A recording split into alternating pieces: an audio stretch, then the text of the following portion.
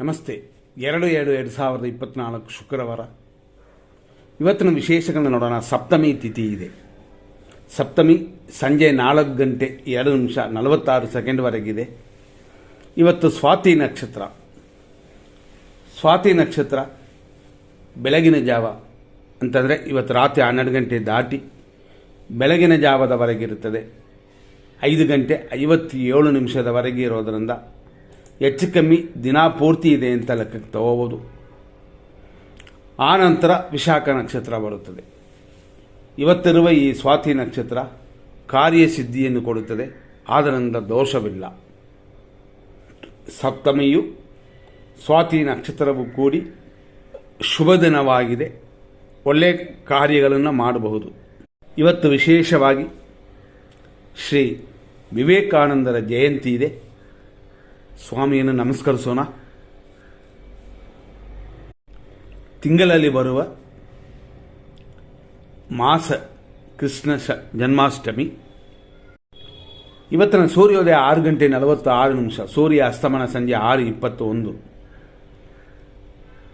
ಇವತ್ತಿನ ದಿನ ಪ್ರಕಾರ ಜನ್ಮ ನಕ್ಷತ್ರ ಸ್ವಾತಿ ಅಂತಂದಿವೆ. ಅಂದರೆ ಇವತ್ತು ಯಾರು ಹುಟ್ಟಿದ್ರೂ ಅವ್ರ ಜನ್ಮ ನಕ್ಷತ್ರವಾಗಿ ಸ್ವಾತಿ ಇರುತ್ತದೆ. ಸ್ವಾತಿ ಮುಗಿದ ನಂತರ ಬರುವಂಥದ್ದು ವಿಶಾಖ ಅನ್ನುವ ರಾಕ್ಷಸ ಗಣ ನಕ್ಷತ್ರ. ಇದೇ ಸಮಯದಲ್ಲಿ ನಕ್ಷತ್ರ ಪಾದಗಳನ್ನ ನೋಡೋಣ. 6:46 10:25 ಸ್ವಾತಿ ನಕ್ಷತ್ರ 1ನೇ ಪಾದ. ಆನಂತರ ಸಂಜೆ 4:58 ಸ್ವಾತಿ 2. ಆನಂತರ ರಾತ್ರಿ 11:29 ಸ್ವಾತಿ ನಕ್ಷತ್ರ 3ನೇ ಪಾದ. ಆನಂತರ ಬೆಳಗಿನ ಜಾವ 5:57 ಸ್ವಾತಿ ನಕ್ಷತ್ರ. ಇದು 4ನೇ ಪಾದ ಬರುತ್ತದೆ. ಅಷ್ಟಕ್ಕೆ ಸ್ವಾತಿ ನಕ್ಷತ್ರವೇ ಮುಗಿದು ಅಲ್ಲಿಂದ ವಿಶಾಖ ನಕ್ಷತ್ರ ಪ್ರಾರಂಭವಾಗಿ ನಾಳೆಯವರೆಗೂ ವಿಶಾಖ ನಕ್ಷತ್ರವಿದೆ. ನಾಳೆ ಅಂತಂದರೆ 3ನೇ ತಾರೀಕು, ಅಂದರೆ ಶನಿವಾರ. ನಾಳೆ ಏನೆಲ್ಲ ಇದೆ ಅಂತಂದರೆ ಅಷ್ಟಮಿ ಇದೆ. ಸಂಜೆಯವರೆಗೂ ಅಷ್ಟಮಿ. ನಾಳೆ ವಿಶಾಖ ನಕ್ಷತ್ರ ಫುಲ್ ಡೇ ಇರುತ್ತದೆ. ನಾಳೆಯ ದಿನ ಕಾರ್ಯಸಿದ್ಧಿಯು ಕಲ್ಯಾಣ ಯೋಗವೂ ಇದೆ. ಈ ರೀತಿಯಾದ ಈ ದಿನವನ್ನು ನೋಡಿಕೊಳ್ಳಿ. ಇವತ್ತು ಮತ್ತಷ್ಟು ವಿಶೇಷಗಳು. 100% ದೋಷ, 100% ಶುಭವನ್ನು ನೋಡಿಕೊಳ್ಳೋಣ. ಇವತ್ತು ದಿನ ಪೂರ್ತಿ ಹೇಗಿದೆ ಅಂತ ನೋಡೋಕೆ ಹೋದರೆ 6:46 9:03 ಪರವಾಗಿಲ್ಲ. 6:46 9:03 ಹಂಗೆ ಅಂತಂದಾಗ ಈ ಸಮಯದಲ್ಲಿ ಏನೆಲ್ಲ ಇರುತ್ತೆ ಅಂತಂದರೆ ಸಪ್ತಮಿ ತಿಥಿ ಇದೆ, ಸ್ವಾತಿ ನಕ್ಷತ್ರವಿದೆ, ಶೂಲ ಯೋಗವಿದೆ, ಭವ ಕರಣವಿದೆ. ಈ ರೀತಿಯಾಗಿ ಇಷ್ಟು ಇರುವಂಥ ಈ ದಿನದಲ್ಲಿ ಇರುವಂಥ ಕೆಲವು ವಿಷಯಗಳು. ಅದನ್ನು ಮೀರಿ ನೆಕ್ಸ್ಟ್ ಬರುವಂಥದ್ದು 12:35 ಮಧ್ಯಾಹ್ನ 2:40 ಒಂದು ಶುಭ ಸಮಯ. ಸಂಜೆ 4:56 3:37 ಶುಭವಾಗಿದೆ. ಮತ್ತೊಂದು ಒಳ್ಳೆಯ ಸಮಯ ಅಂತಂದರೆ 5:15 5:55 ಶುಭವಾಗಿದೆ. ಇದೆಲ್ಲ ಇವತ್ತು ದಿನದ ವಿಶೇಷಗಳು ಅಂತ ನೀವು ತಿಳ್ಕೊಳ್ಳಿ. ಮತ್ತಷ್ಟು ನಾವು ಏನೆಲ್ಲ ನೋಡ್ತೀವಿ ಅಂತಂದರೆ ಇವತ್ತು 100% ಅಶುಭವಾಗಿರುವಂಥ ಸಮಯವನ್ನು ನೋಡೋಣ. 6:46 ಮೀನರಾಶಿಯ ಚಂದ್ರಾಷ್ಟಮವಿದೆ. ಅಂದರೆ ಮೀನರಾಶಿಯವರಿಗೆ ಇವತ್ತು ಅಶುಭ ದಿನವಾಗುತ್ತದೆ. ಚಂದ್ರಾಷ್ಟಮ ಅಂತಂದರೆ ಚಂದ್ರನು ನಿಮಗೆ ಅಷ್ಟಮ ರಾಶಿಗೆ ಬರೋದು, ಅದು ಒಳ್ಳೆಯದಲ್ಲ.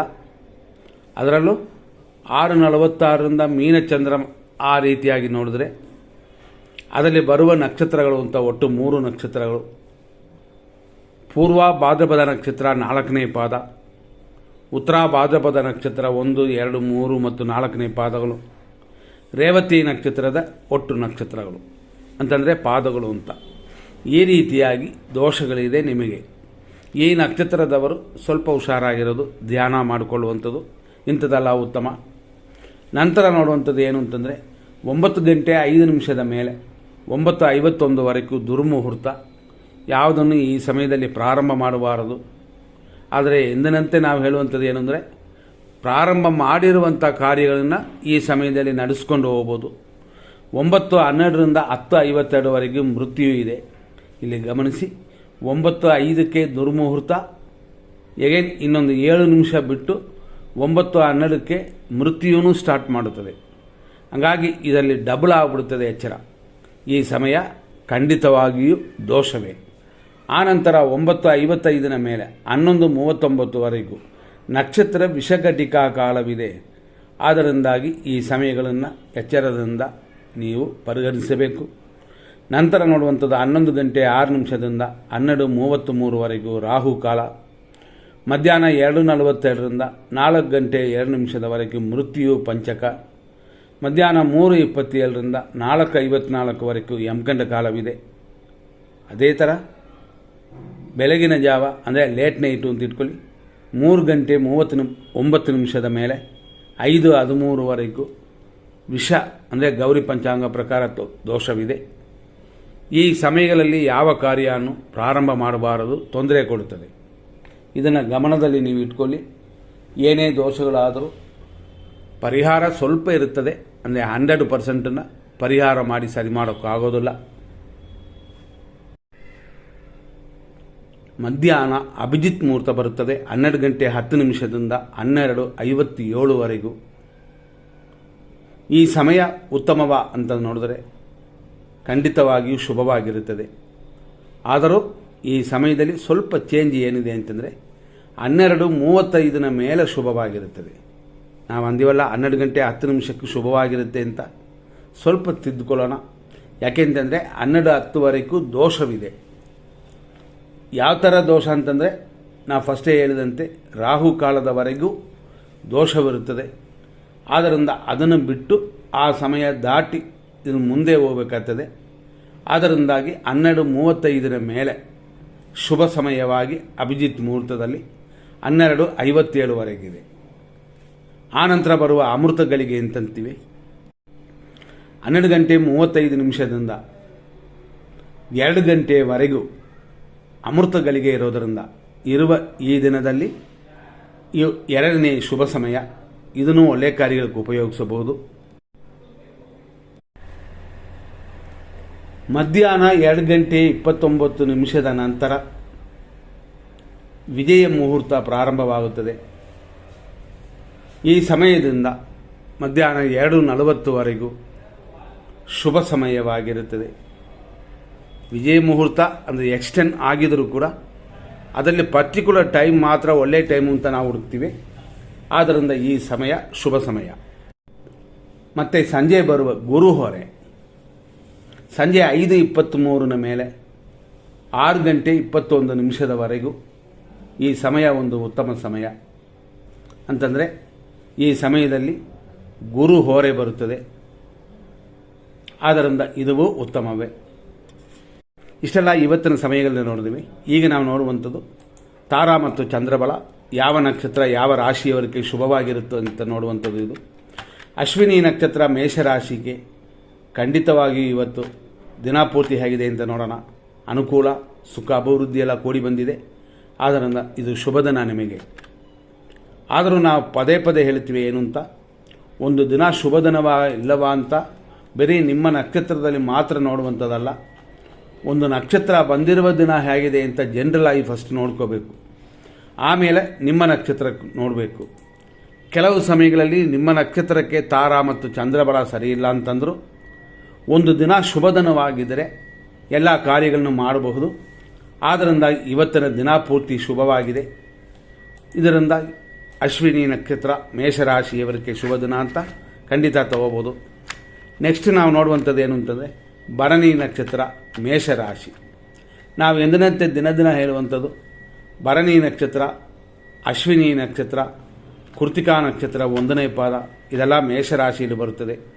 ಆದರೂ ಒಬ್ಬೊಬ್ಬರಕ್ಕೂ ಬೇರೆ ಬೇರೆ ಥರ ಇರುತ್ತದೆ. ಹಾಗಾಗಿ ಭರಣಿ ನಕ್ಷತ್ರದವರಿಗೆ ಇವತ್ತು ಶುಭವಾಗಿಲ್ಲ, ಪ್ರತ್ಯೇಕ ತಾರೆಯಾಗಿದೆ. ಕೃತಿಕಾ ನಕ್ಷತ್ರ ಮೇಷರಾಶಿಯವರಿಗೆ ಕ್ಷೇಮವು ಸುಖ ಅಭಿವೃದ್ಧಿಯೂ ಉಂಟು. ಕೃತಿಕಾ ನಕ್ಷತ್ರ ವೃಷಭ ರಾಶಿಯವರಿಗೆ ಕ್ಷೇಮವಿದೆ, ಶತ್ರುನಾಶವಿದೆ, ಶುಭಕರವಾಗಿದೆ. ರೋಹಿಣಿ ನಕ್ಷತ್ರ ವೃಷಭ ರಾಶಿಯವರಿಗೆ ವಿಪತ್ತು ಉಂಟು, ಗಾಯಗಳಾಗುತ್ತದೆ, ಜಾರುವಂಥ ದಿನವಿದೆ, ಎಚ್ಚರ. ಮೃಗಶೀರ್ಷ ನಕ್ಷತ್ರ ವೃಷಭ ರಾಶಿಯವರಿಗೆ ಸಂಪತ್ತಿದೆ. ಅದರಿಂದ ಶುಭವಾಗಿದೆ. ಮೃಗಶೀರ್ಷ ನಕ್ಷತ್ರ ಮಿಥುನ ರಾಶಿಯವರಿಗೆ ಸಂಪತ್, ಸ್ವಲ್ಪ ಕಾರ್ಯವಿಘ್ನ. ಆರುದ್ರ ನಕ್ಷತ್ರ ಮಿಥುನ ರಾಶಿಯವರಿಗೆ ಜನ್ಮತಾರೆ, ಕಾರ್ಯವಿಘ್ನ, ಶುಭಕರವಾಗಿಲ್ಲ. ಮನೆ ದೇವರನ್ನ ಪೂಜೆ ಮಾಡಿಕೊಳ್ಳಿ. ಪುನರ್ವಸು ನಕ್ಷತ್ರ ಮಿಥುನ ರಾಶಿ, ಖಂಡಿತ ಅನುಕೂಲಕರವಾಗಿ ಹಿರಿಯರ ಆಶೀರ್ವಾದವು ಇದೆ ಇವತ್ತು. ನಂತರ ನೋಡುವಂಥದ್ದು ಪುನರ್ವಸು ನಕ್ಷತ್ರ, ಆದರೆ 4ನೇ ಪಾದ ಕರ್ಕಾಟಕ ರಾಶಿ, ಪರಮಮಿತ್ರ ಧಾರೆ ಇದೆ. ರೋಗ ಭಯವು ಕೂಡ ಕೂಡಿ ಬಂದಿದೆ. ಪುಷ್ಯ ನಕ್ಷತ್ರ ಕರ್ಕಾಟಕ ರಾಶಿ, ಮಿತ್ರಧಾರೆ. ಅದೇ ಸಮಯದಲ್ಲಿ ರೋಗ ಭಯ ಉಂಟು. ದಿನವೂ ತಗೊಳ್ಳುವ ಔಷಧಿನ ಸರಿಯಾಗಿ ತಗೊಳ್ಳಿ, ದೋಷ ಹೋಗುತ್ತದೆ. ಆಶ್ಲೇಷ ನಕ್ಷತ್ರ ಕರ್ಕಾಟಕ ರಾಶಿ, ಟೆನ್ಷನ್ ಇದೆ, ರೋಗ ಭಯವಿದೆ. ಪಕ್ಷಿ ಪ್ರಾಣಿಗಳಿಗೆ ಮೇವಾಕಿ. ಯಾರು ಕೈಕಾಲು ಇಲ್ಲದವರಿಗೆ, ಕಣ್ಣಿಲ್ಲದವರಿಗೆ, ಅಂದರೆ ಅಂಗವಿಕಲರಿಗೆ ನೀವು ಸಹಾಯ ಮಾಡಬಹುದು. ಮಖ ನಕ್ಷತ್ರ ಸಿಂಹರಾಶಿ, ಅನುಕೂಲ, ದ್ರವ್ಯ ಲಾಭಗಳೆಲ್ಲ ಇದೆ, ಆದ್ದರಿಂದ ಶುಭವಾಗಿದೆ. ಪುಬ್ಬ ನಕ್ಷತ್ರ ಸಿಂಹರಾಶಿ, ಪ್ರತ್ಯೇಕ ಅಂದರೆ ಅನುಕೂಲವಿಲ್ಲದ ದಿನವಿದು. ಲಾಭಕ್ಕೆ ಎಂದಿನಂತೆ ತೊಂದರೆ ಇಲ್ಲ. ಉತ್ತರ ನಕ್ಷತ್ರ ಸಿಂಹರಾಶಿ, 1ನೇ ಪಾದ, ಕ್ಷೇಮವು ಲಾಭವೂ ಉಂಟು. ಆದ್ದರಿಂದ ಈ ದಿನವನ್ನು ಶುಭ ದಿನ ಅಂತ ನಾವು ತಿಳ್ಕೋಬೋದು.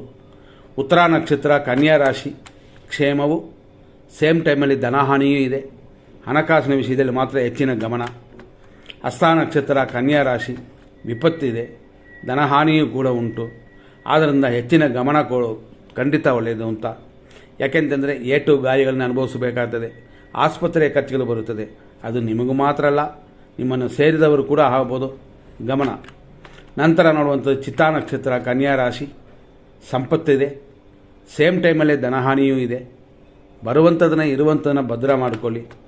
ಚಿತ್ತಾ ನಕ್ಷತ್ರ ತುಲಾರಾಶಿ, 3 ಮತ್ತು 4ನೇ ಪಾದಗಳು, ಖಂಡಿತ ಸಂಪತ್ತು ಅಂದರೆ ಅನುಕೂಲ, ಹಣಕಾಸಿನ ವರಮಾನ, ದೇವಿಯ ಅನುಗ್ರಹ ಉಂಟು, ಲಕ್ಷ್ಮೀ ದೇವಿಯ ಅನುಗ್ರಹ ಉಂಟು. ಆದ್ದರಿಂದಾಗಿ ಖಂಡಿತ ವ್ಯವಹಾರಕ್ಕೆ ಒಳ್ಳೆಯ ದಿನವೇ. ಆದರೂ ಎಚ್ಚರ.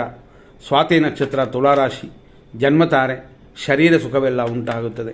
ವಿಶಾಖ ನಕ್ಷತ್ರ ತುಲಾರಾಶಿ, 1, 2 ಮತ್ತು 3ನೇ ಪಾದಗಳು, ಖಂಡಿತ ಪರಮಮಿತ್ರ ಧಾರೆಯಾಗಿ ಶರೀರ ಸುಖವಿದೆ, ಶುಭ ದಿನವಾಗಿದೆ. ವಿಶಾಖ ನಕ್ಷತ್ರ 4ನೇ ಪಾದ ವೃಶ್ಚಿಕ ರಾಶಿ, ಖಂಡಿತ ಅನುಕೂಲದ ದಿನವಿದು. ಸ್ವಲ್ಪ ಖರ್ಚು ಮಾತ್ರ ಇರುತ್ತದೆ, ಅದು ಲಾಸ್ ಅಲ್ಲ. ಖರ್ಚು ಬೇರೆ, ಲಾಸ್ ಬೇರೆ. ಖರ್ಚುಗಳನ್ನ ನೀವೇ ಕಡಿಮೆ ಮಾಡ್ಕೋಬೋದು. ನಂತರ ನೋಡುವಂಥದ್ದು ಅನುರಾಧ ನಕ್ಷತ್ರ ವೃಶ್ಚಿಕ ರಾಶಿ, ಮಿತ್ರಧಾರೆ ಇದೆ, ವ್ಯಯವಿದೆ, ಈಗ ಹೆಚ್ಚಿನ ತೊಂದರೆಗಳು ಅಂತ ಇಲ್ಲ. ಜ್ಯೇಷ್ಠ ನಕ್ಷತ್ರ ವೃಶ್ಚಿಕ ರಾಶಿ, ಟೆನ್ಷನ್ ಇದೆ, ವ್ಯಯವಿದೆ, ಶುಭ ದಿನವಲ್ಲ. ನೋಡ್ಕೊಂಡು ಖರ್ಚು ಮಾಡಿ. ಇವತ್ತು ಹೆಚ್ಚಿನ ಖರ್ಚು ಮಾಡೋದು ಒಳ್ಳೆಯದಲ್ಲ ಅಂತ. ನಂತರ ಮೂಲ ನಕ್ಷತ್ರ ಧನುಸು ರಾಶಿ, ಅನುಕೂಲ, ಇಷ್ಟಾರ್ಥ ಸಿದ್ಧಿಯೆಲ್ಲ ಉಂಟು.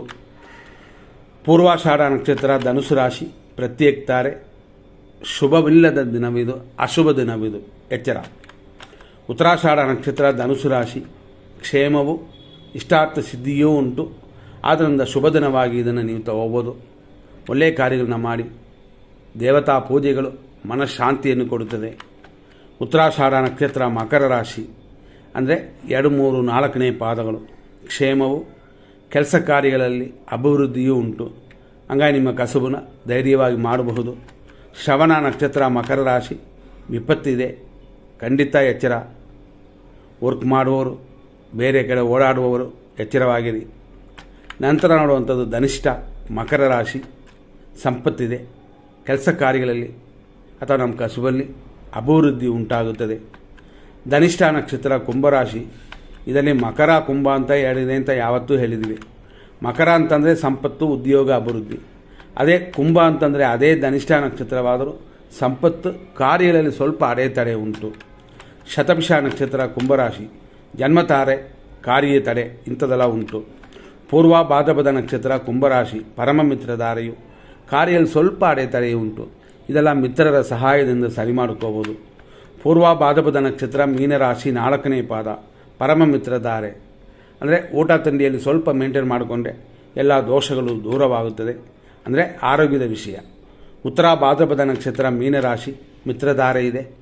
ಆದ್ದರಿಂದಾಗಿ ಎಲ್ಲ ಕಾರ್ಯಗಳು ಶುಭವಾಗಿ ನಡೆಯುತ್ತದೆ. ಲಾಸ್ಟಲ್ಲಿ ರೇವತಿ ನಕ್ಷತ್ರ ಮೀನರಾಶಿ, ಖಂಡಿತ ಟೆನ್ಷನ್ ಇದೆ, ರೋಗವೂ ಇದೆ, ಗಮನ ಕೊಡಲೇಬೇಕು. ಇಲ್ಲವಾದರೆ ತೊಂದರೆ ಅನುಭವಿಸುವಂತೆ ಆಗುತ್ತದೆ. ಇಲ್ಲಿಯವರೆಗೂ ಇಷ್ಟು ವಿಷಯಗಳನ್ನ ನೋಡಿದ್ವಿ. ನಾವು ವಾಟ್ಸಪ್ನ ಜಾಸ್ತಿ ನೋಡೋಕ್ಕೆ ಹೋಗ್ತಾ ಇಲ್ಲ. ವಿಶ್ ಮಾಡಿದವರಿಗೆ, ಆಶೀರ್ವಾದ ಮಾಡಿದವರಿಗೆ